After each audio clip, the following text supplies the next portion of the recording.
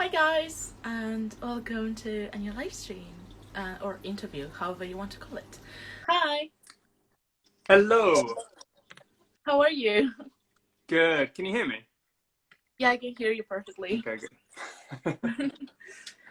I was like really confused because apparently Instagram like updated and Oh, there are really? like a lot of new things there, and I was like so confused. So yeah.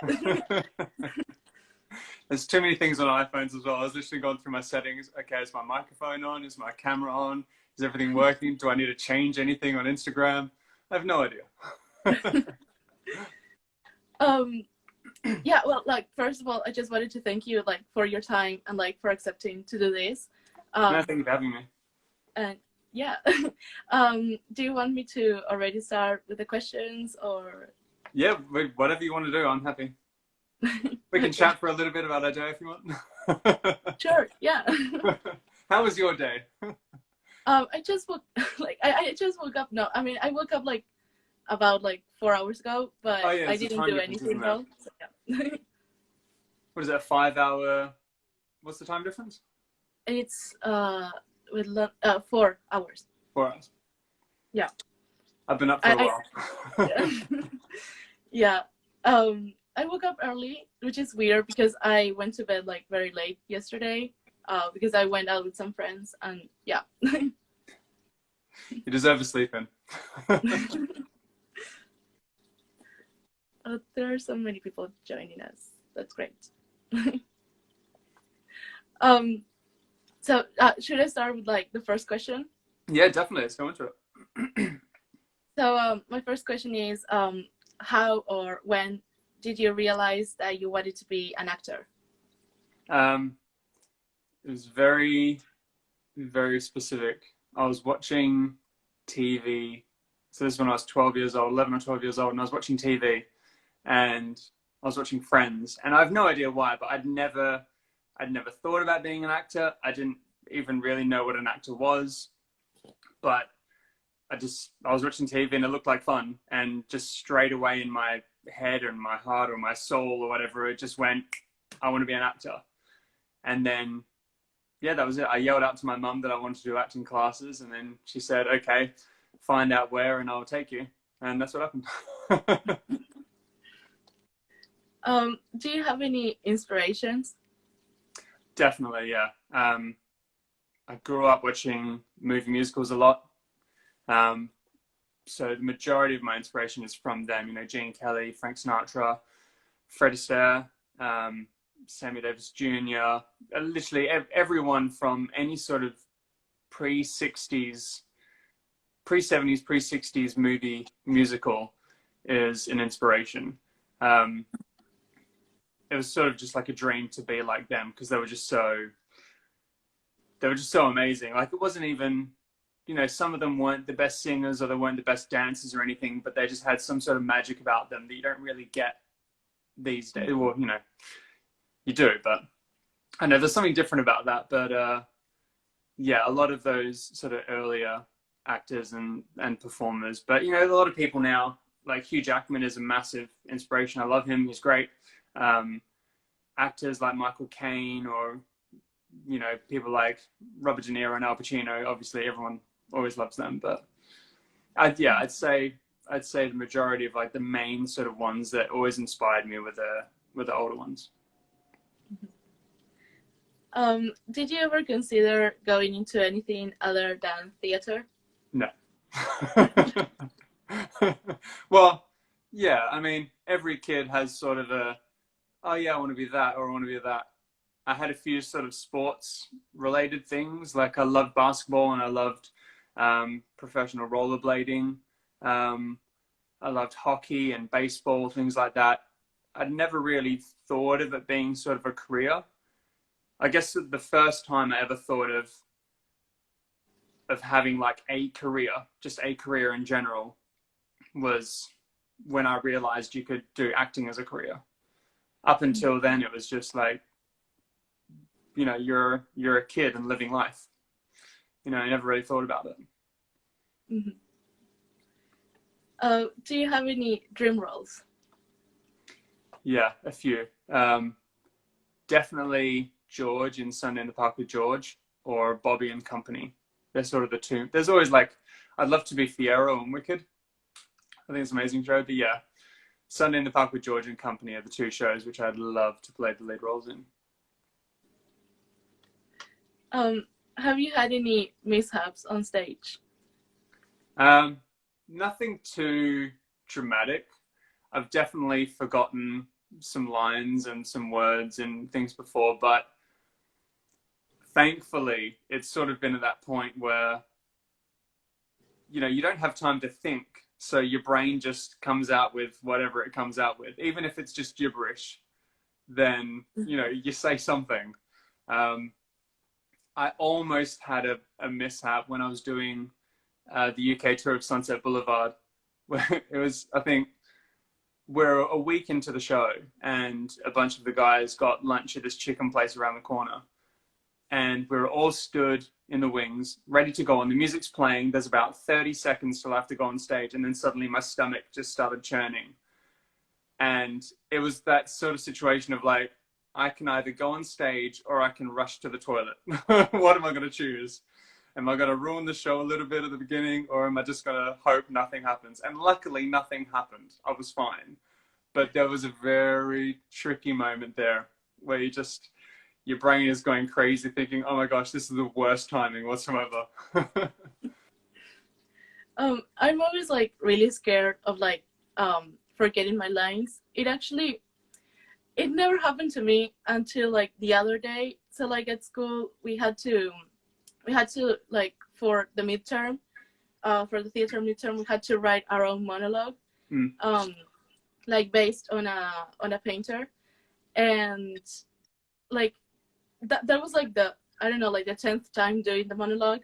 So like I already knew it like pretty well, and I forgot my line, like what came later, and I was like frozen there, and I was like, okay, whatever, I'm just gonna say like anything. And luckily I think nobody noticed, but I got like really nervous because I didn't know like what to do. I was like there like, oh, I don't even know what to do. That's the good thing about it. For the majority of the time, no one has any idea what the line's going to be. They don't know what the song's like, unless it's a really, really famous show. No one knows what the line's going to be, so you can just... It is obviously more tricky in songs because you have to keep time with the music and everything. But with scripts, you know, it's a good skill to have, to just kind of, you know, riff a little bit until the actual line comes back into your head. Mm-hmm. Yeah, I made like a really long pause, and like everyone was like, okay. And then I was like, okay, yeah, this. And just like, yeah, I just said the rest just like that. But I got really nervous. How do you prepare for your roles? It sort of varies. It depends on, for me anyway, with my experience so far, it sort of depends on the people around you. You know, some stuff that I've done, like when I did a chorus line in Australia, like when I went to drama school, the director didn't want us to learn any lines until we had sort of specific sessions with him. And there was just no, like, we could read the script, but he just like told us, don't read it too much. Don't worry about learning your lines. Just wait till we speak, wait till we go through it, wait till we talk about it a few times, and then kind of start getting it up on its feet, then worry about learning your lines. Because by that point, you know, you've talked about it and you've spoken through it so many times, it's pretty much already in your mind anyway. In terms of character and stuff, I suppose a lot of it for me does come from sort of the external things, like what you're wearing, and like the people around you that kind of, like there's this thing in that they teach you at drama school of, like, when you read a script, you read through it a million times and then you read it a million times again, and then they'll say, write down everything that you say about a character, everything that characters say about you, and then there's a third one I can't remember at the moment, but like things like that. So the way everyone else kind of reacts to your character obviously dictates what you do in a sense. But yeah, I mean, all the general sort of research, you know, if it's like a time period, if it's a period piece, then, you know, make sure you know as much as you can about the period. If they're from a specific place, like a specific country, or yeah, I suppose, yeah, just all the general research, gathering everything you can from the script, because I think a lot of people sort of miss out on that there is actually a lot of information you can gather from the script. So yeah, I'd say like a mix of all that, but yeah, a big part of it for me is also what you wear, because I think for me, just as a person now, the clothes that I put on every day are completely different to the clothes I might put on when I'm going out to the theater or going out to a wedding or something like that. They immediately sort of change the way you kind of hold yourself, or the way you act around other people. Yeah, I digressed a little bit there, but it's, yeah, sort of a mix of everything. I haven't had enough sort of experience with like completely different directors with completely different extremes. So, and because I'm Aussie, like I'm pretty chilled out about everything. So, you know, like I would go with the flow with anything. If a director told me to do a character this way, or like, you know, work on a character this way, or they said work on a character another way, I'd say, yeah, fine. And then I suppose you'd sort of pick and choose everything from that and what works for you. I suppose that's the sort of stage I'm at the moment, where, you know, I'm still learning so much with every job that I take. So I just take from, you know, what I can from all that experience, and then, you know, go with it. Oh yeah. So you did the show We Will Rock You. So yeah. I was wondering like how was like the whole audition process for it, and yeah. That was an interesting one actually, because I originally auditioned for, so this is for Royal Caribbean, and I originally auditioned for Cats, and I had, I think, 3 songs from Cats that I had to do, and then I did that audition, then I did a callback, I think, and then my agent called me and said, they actually want to see if We'll Rock You. Which is kind of like, it's great, but it's also frustrating, because I thought, you know, I've put so much effort and energy into learning all this material for Cats. And then, yeah, I learned 2 songs and 2 scenes from that and then like an extra song. I did like all this material for 2 different characters. And then went in, did one of the songs, then they asked me to wait around for a few minutes. There's like a whole line of guys waiting to audition as well. So once they'd all finished, then someone came up to me and said, can you hang around for a bit? We can go through the scenes. We can do a bit of dancing. And then I did that, and then we filmed it all. And then pretty much a week later, they offered me the job. So yeah, it was quite a quick turnaround, you know, compared to other experiences I've had with auditions. This was like a really sort of, you know, Monday I'm auditioning for Cats, and then Friday I get offered We'll Rock You. You know, it was that sort of time frame. It was just like that. Mm-hmm. Yeah, but like ordinarily, sorry. No, that it's true that it was like pretty quickly, like the whole process and everything.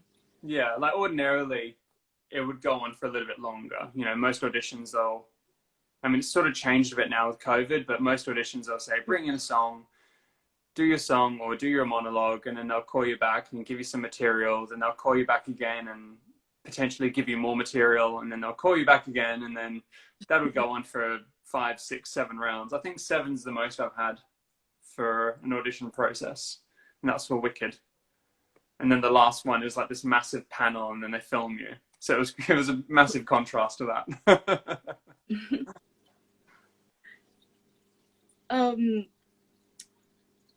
Oh wait. Oh, there we go. How do you prepare for auditions? Lots and lots of water, lots of like stretching my body, trying to forget about everything else and just sort of focus on what I actually have to do. Make sure my voice is warm enough. And also trying to get out of this. I've had this sort of weird mentality that every venue, because I've auditioned in so many different venues and some of those multiple times. So whenever I get called to a venue, I kind of have these preconceived ideas of how it's going to go, you know, based from my previous experience. And I think I had a turnaround moment a little while ago. There's a place called the Umbrella Rooms in London, and I'd never had a good audition there. Like, never. I don't know if it was just, it was all in my mind, but, you know, I had this idea that, oh, the rooms are really dry and the acoustics are bad, this, that, and the other. And then my wife said to me, no, you've got to get that out of your head. You know, you're going to go there and it's going to be the best venue of it you've ever had an audition at. And I did that, and I thought, yeah, no, forget about all that nonsense. This is going to be the best audition I've ever had at this venue. And I went in, and it was a really, really great audition. And I had so much fun. The panel was amazing. So a lot of that sort of mental preparation is paramount when it comes to this, because you can just, auditions can be a nightmare. You know, you can rack your brain so much about it. So yeah, all the physical warm-ups and stuff is great. And it's good to be physically warm and ready to do whatever you need to do. But, you know, you have to be there mentally as well. And that's something that I'm definitely constantly working on. Mm-hmm. And make sure I've got the right clothes on as well. You got to look good. How do you take care of yourself when you're doing a show? Again, lots of water, lots of taking care of my body. Going to the gym regularly, eating a lot, and actually, yeah, eating a lot and drinking a lot of water, exercising a lot, trying to do different things as well, because it can get really, really repetitive. Not just like doing the show, but just the physical act of going to the same theatre every single day can get really repetitive, and, you know, seeing the same people, going to the same changing room and dressing room, and, you know, doing all those things. So doing lots of different things, you know, whether it's, you know, taking up a new hobby, or, you know, reading more, or writing music, or whatever.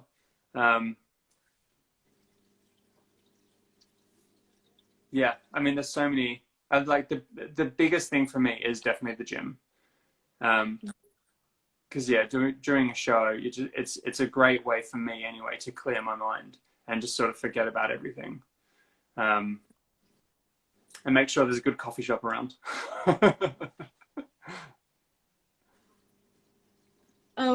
Is there any piece of advice you wish you received before joining the arts industry? Probably, it'll probably be something to do around sort of patience and expectations.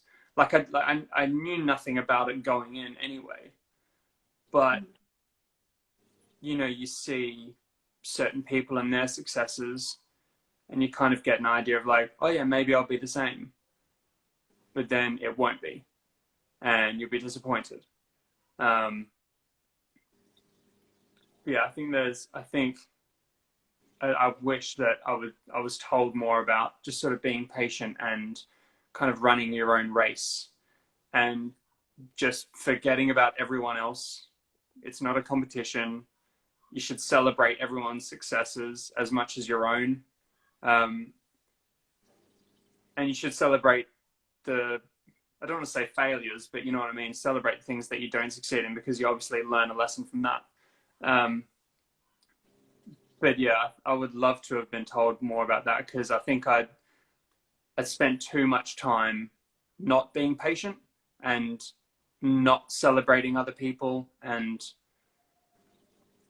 you know, kind of thinking all those things like, why did they get the job when, you know, I could have got the job, or this, that, and the other.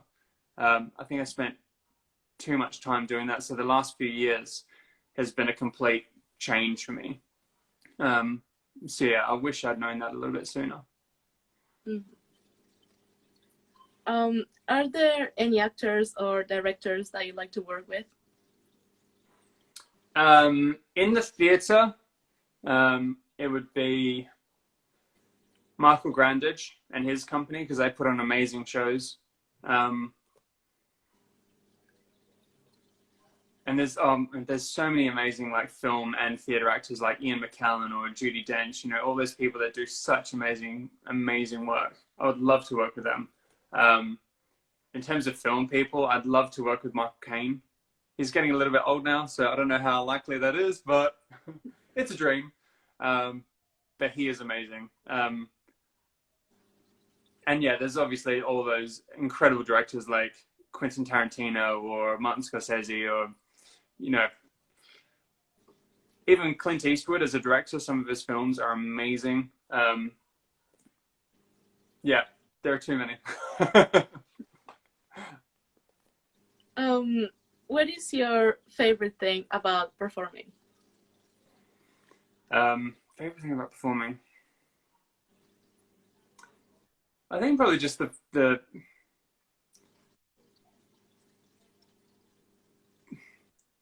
it's a really hard one because I don't want to be the fact that I am performing. You can mention like several ones. The fact that I am performing, that itself is, you know, amazing. Like, you know, you work so hard to try and achieve something, so when you actually get it and you start doing it, you know, I can't really, yeah, things like having an audience and them cheering for you and the costumes and the, you know, the fancy things that come with it, or the jobs that pay really well, things like that. They're all great, but just the mere fact of having that job and being able to do that job in general is the best part about it. The feeling of going to work every single day it trumps all of it, you know. Yeah, I'd say that. And what would be like for you, like the hardest part of being a performer?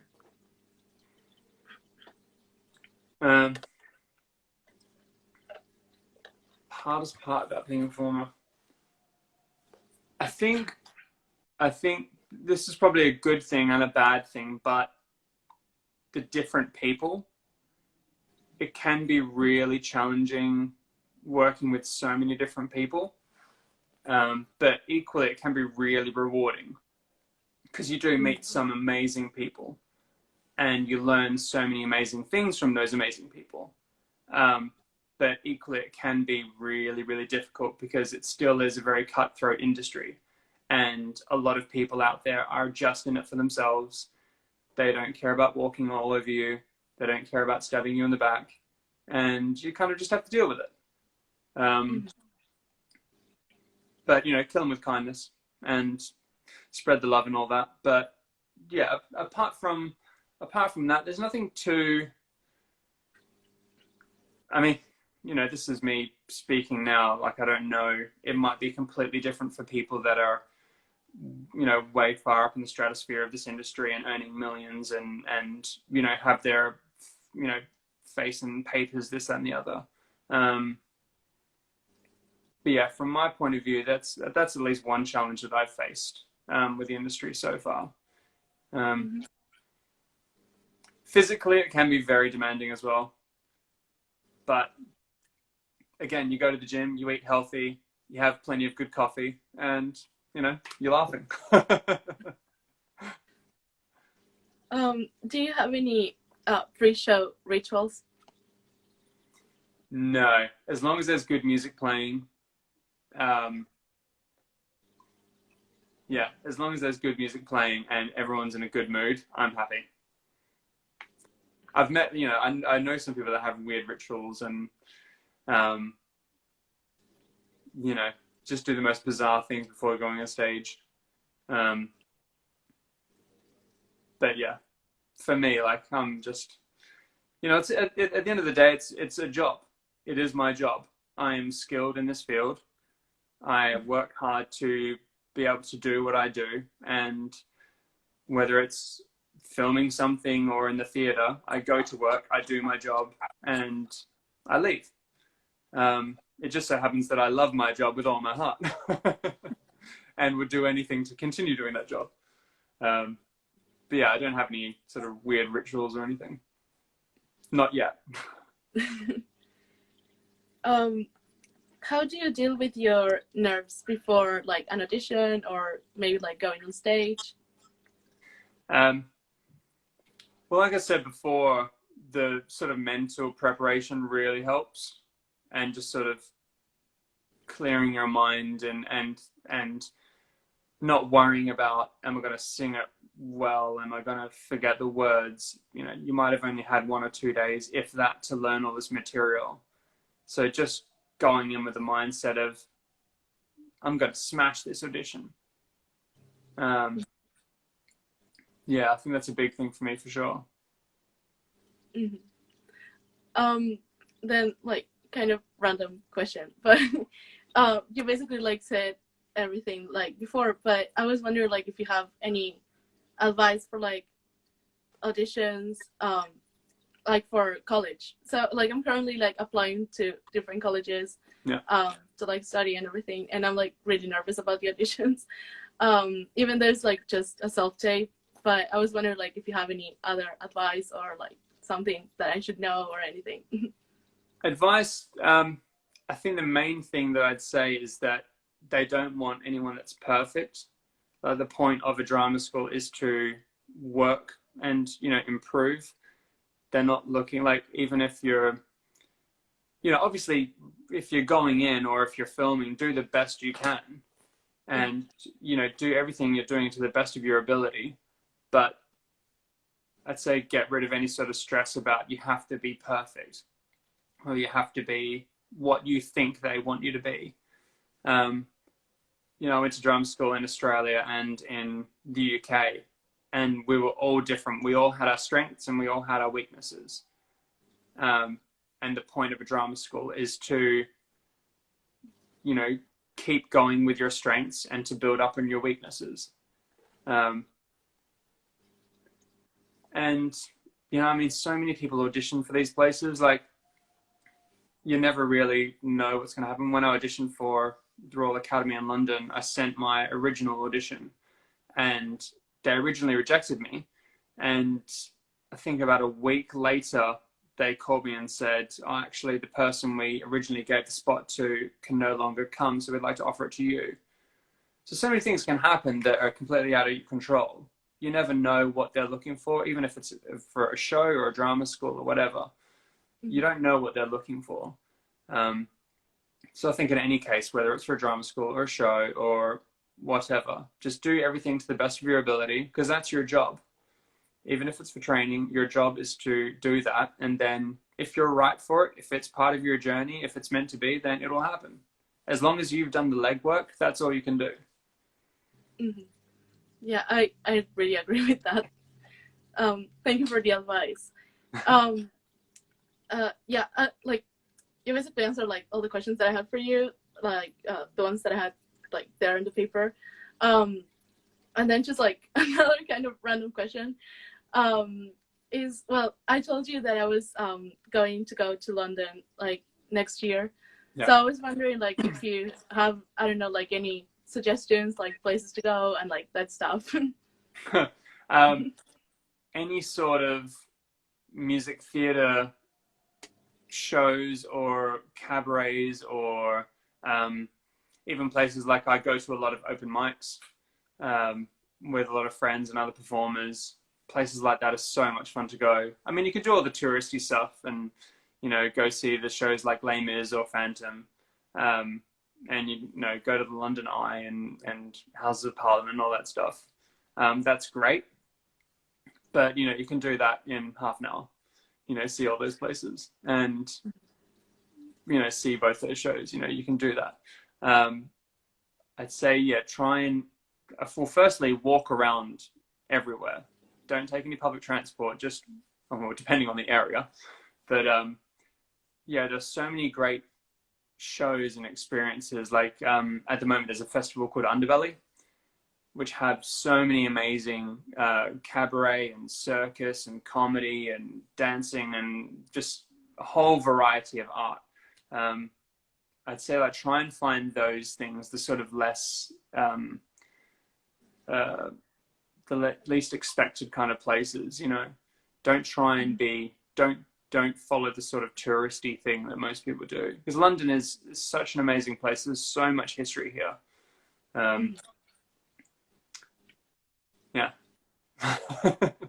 Yeah, like I'll be there like for 4 weeks, so I feel like in just, I don't know, Loads of 2 fun. or 3 days I'll be done like with all the touristic stuff. Yeah. And then I'll be like, oh, what? I don't know what to do next. So yeah, I was just wondering that. But I'll definitely like check all of that out. So yeah. Yeah. Well, ask me about anything. Like I'll see if I can think of some other places and shows and events and stuff that you can go to. You can come to the open mic night with me. Yeah, I love that. It's so much fun. Things like that are really fun, like hanging around with other performers and just like-minded people. It really puts you in a good headspace. And that's like literally completely different from like my country. So I mean, I feel like that it's gonna be like a completely different experience, and it's gonna be like so much better, like to get to know like all that stuff and like how different it is. And yeah, like we don't have like many kind of artistic stuff here. Yeah. Like we don't have, I mean, we've got like some theaters, but they're like very little, and they are not like, I don't know, like fabulous or anything. Like and not so many people actually go to a theater, so sometimes it's like really hard to like maintain all of that. And like the government's like, oh, a theater, like they just don't really care about it. Yeah. So yeah. Well, you'll love London. I have no doubt you'll love London. Yeah, I was supposed to go last year, but it got cancelled because of COVID. And I got like so sad because I've been wanting to go there since I was like 10 years old. Wow. Like it's been a while. So I'm like it'll be worth the wait. Go there. Sorry? It will be worth the wait. Yeah, I'm sure.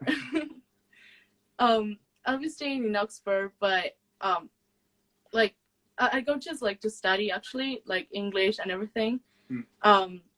But that's like basically like in the morning, and then in the afternoon we'll go like to London and everything. Yeah. Yeah, like trips and everything like that. It's cool. Oh, it's awesome. I'm excited for you. I'm very nervous because I'll be going by myself, and I've never traveled on my own, so I'm scared about that. But yeah. Well, it is a big city. It can be a very dangerous city. So obviously be careful. Make sure you communicate with, the people that you know. Make sure they always know where you are. But, as long as you stick to the right areas and you don't go out at night alone, you'll be fine. Yeah, I'll always be like with like a little group and everything. Yeah, we're not allowed like to go by ourselves. We have to go like with someone else. So that's a good thing, actually. Yeah.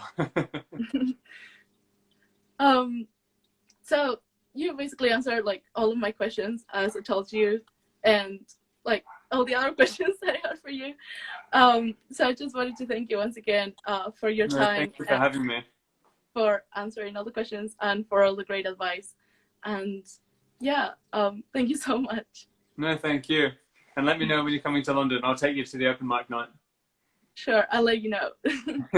Thank you so much. No worries. Bye. Bye.